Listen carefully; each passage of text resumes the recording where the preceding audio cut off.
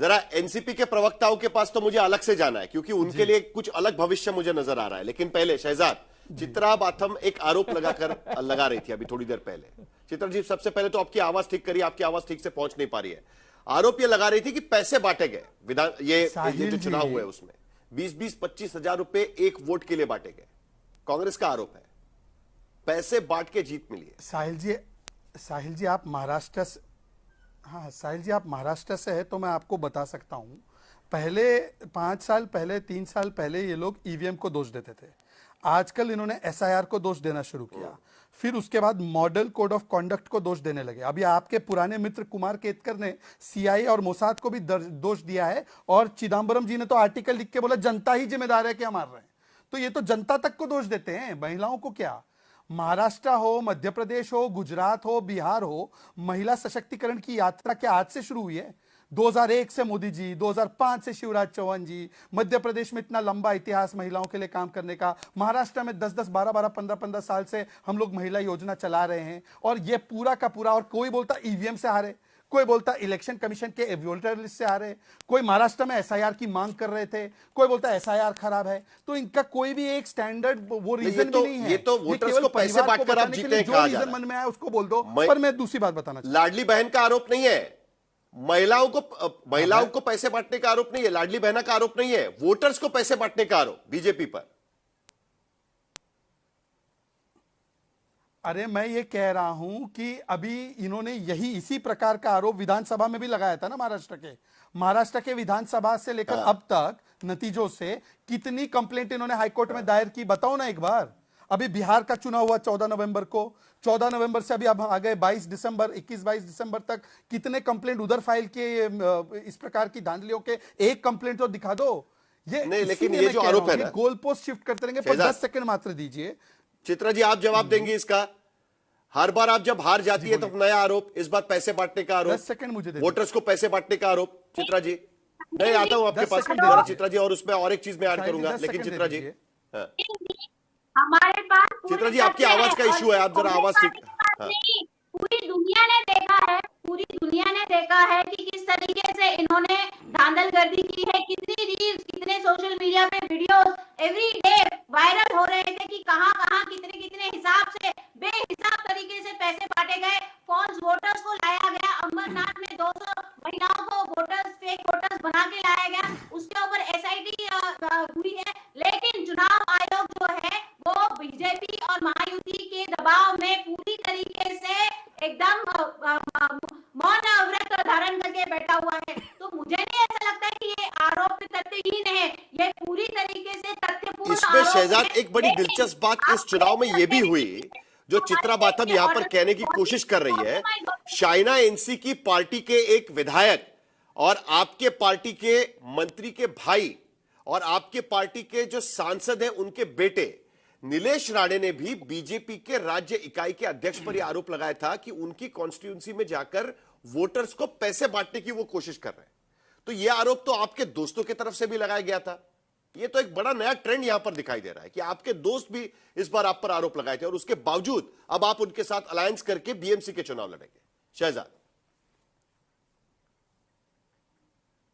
देखिए पहले तो मैं साहिल जी समझना चाहता हूं, 2024 के लोकसभा चुनाव में तो सारी प्रक्रियाएं और इलेक्शन कमीशन ठीक था ना, क्योंकि महाविकास आघाड़ी को ज्यादा सीटें मिले, तब उनको कोई दोष नजर नहीं आया।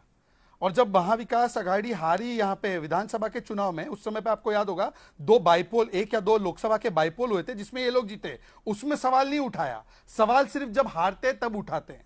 अब देखिए मैं तो कह रहा हूं कि बाकी आरोप प्रत्यारोप छोड़ो, शिकायत कितनी कर दी है वो दिखा दो। शिकायत को सीरियसली ले सकते हैं, पर आपके तो पूरे प्रेजेंटेशन के बाद ओमर अब्दुल्ला कहते हैं चुनाव फेयर आया, सुप्रिया सुळे बोलती है कि ईवीएम पर दोष नहीं। और 10 सेकंड, क्योंकि आनंद जी बैठे हैं, आनंद जी से थोड़ा तो मोमेंट निकालिए, एक 10 सेकंड दीजिए। साहिल जी सुनिए। काँग्रेस पक्षामध्ये एवढे हिजडे होते इतके, एखादा चावायचं तरी कोणाला? अच्छा आनंद जी, बाळासाहेब ठाकरे जी सही बोलते थे कांग्रेस के बारे में कि गलत बोलते थे? हिंदू हृदय सम्राट बोलिए आनंद जी, बोलिए। ठाकरे जी हमेशा सही बोलते थे और जीवन भर हिंदू हृदय सम्राट आदरणीय बाला साहब ठाकरे जी हमारे आराध्य हैं, हम उनको भगवान जैसा समझते, वो सही बोलते थे। और हर बार, और वो भाजपा को कमलाबाई बोलते थे, कमलाबाई। ये कमला भाई अभी ज्यादा कीचड़ फैला रही है। चलिए, हमको जो भी बोला नहीं बोला, इस पर भी चार लाइन इनको क्या बोलो बोला शहजाद भाई। हद तक गए। तो इनके साथ बैठे क्यों? हाँ, आप उनके गोदी में शहजाद बैठे भाई, हैं, इनके साथ कभी- बैठे कभी- क्यों? कमला भाई, बाला साहब करके ठाकरे जी बोलते ने हैं कि बोला आप था उनको बचा कि रहे मैं हैं। अपनी दुकान बंद कर दूंगा, पर अच्छा, कांग्रेस के अच्छा। साथ नहीं जाऊंगा।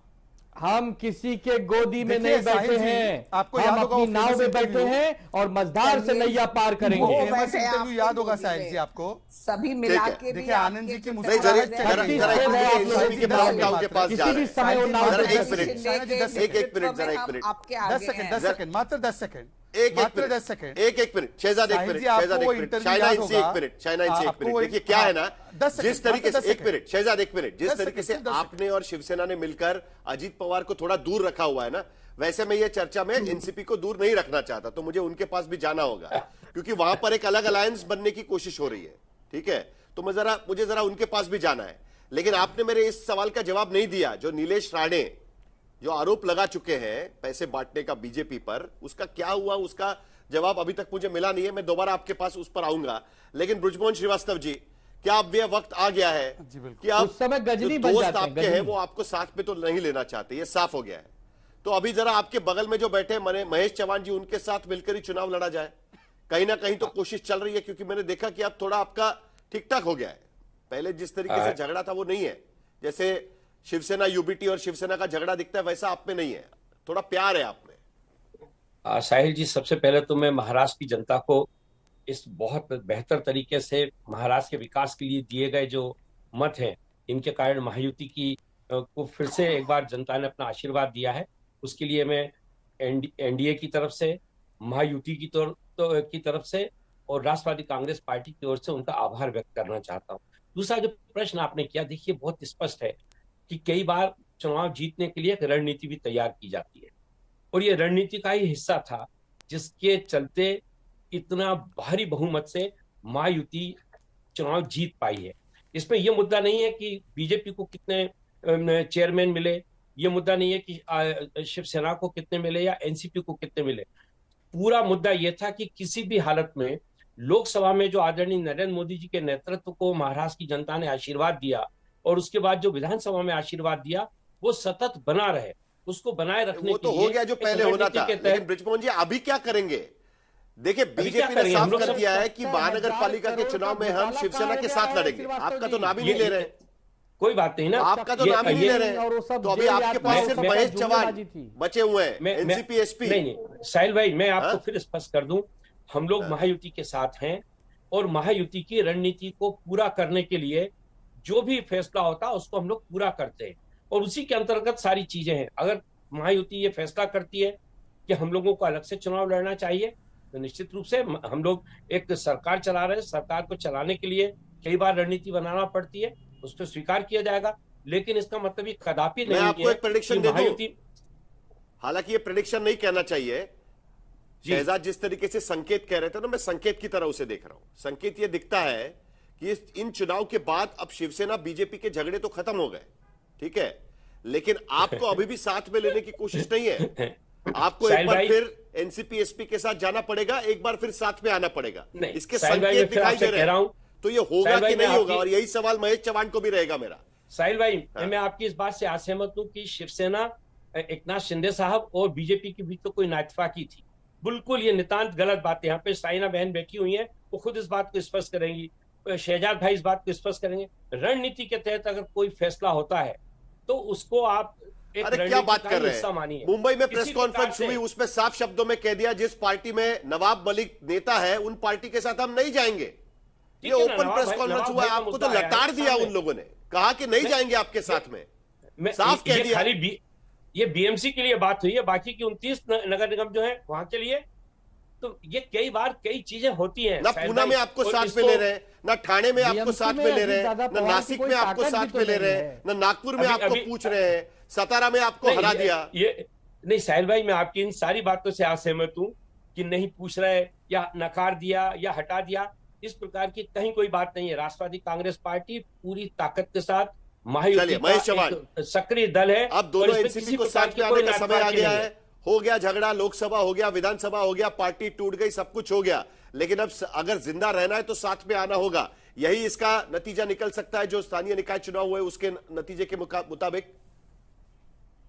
साहिल जी देखिए, जिस पार्टी की सत्ता होती है राज्य में, उनके नगर निगम में उनकी सत्ता आती है, ये आज तक का डेटा है।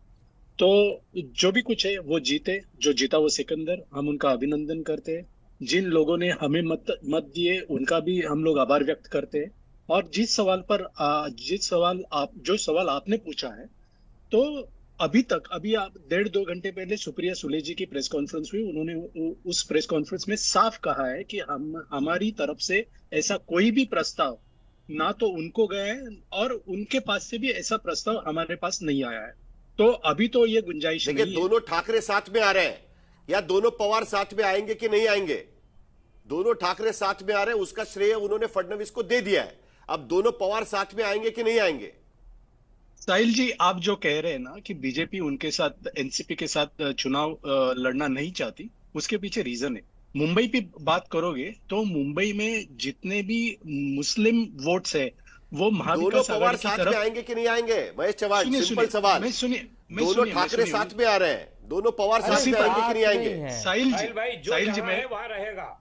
सुनिए देखो, वो बोल रहे हैं साथ में ही है। नहीं साहिल भाई, सुनिए जो साहिल जहां जी, है वो वहीं रहेगा। गंगाधर ही शक्तिमान है चलिए। साहिल भाई।